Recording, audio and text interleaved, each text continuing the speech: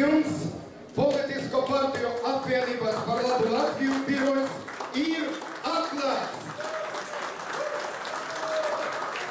Mēs Politiskajā apvienībā par labu Latviju pieņēmām lēmumu, ka mums jāatrodas pašā pilsētas centrā, jāatrodas tur, kur ir visvairāk cilvēku, lai mēs varētu šos cilvēkus satikt, uzklausīt, sniegt atbildes. Un, protams, tas, ka mēs atrodamies uz Brīvības ielas, tas ir simboliski, jo blakus ir Brīvības piemineklis, tā ir vieta, kas ir ārkārtīgi svarīga Latvijas tautai.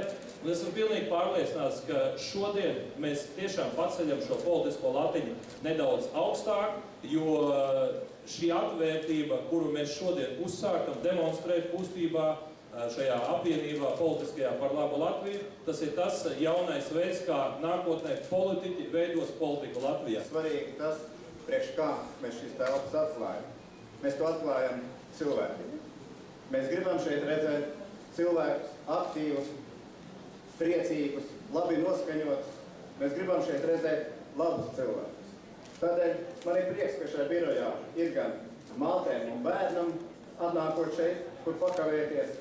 Un arī esmu priecīgs par to, ka valde ir domājusi, ka šais telpās varēs arī cilvēki gūt zināmu juridisku palīdzību, teiksim, bezmaksas konsultāciju, vienā otrā jautājumā, lai savu ātro jautājumu, savu ātro mazo sāpi visātrākā veidā no tiem, kas ir gatavi uzņemties atbildību par valsti, viņi varētu saņemt.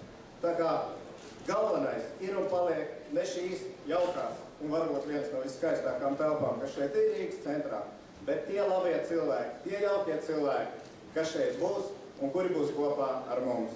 Paldies visiem, kas mēs šeit esam, lai veicam. Šī loga ir rakstīta cilvēks pirmajā vietā. Tad lūk, es novēlu šiem politiskajiem spēkiem būt atbildīgam, sociāli atbildīgam par cilvēku, sākot no ieņemšanas brīža līdz kapnā laika. Paldies.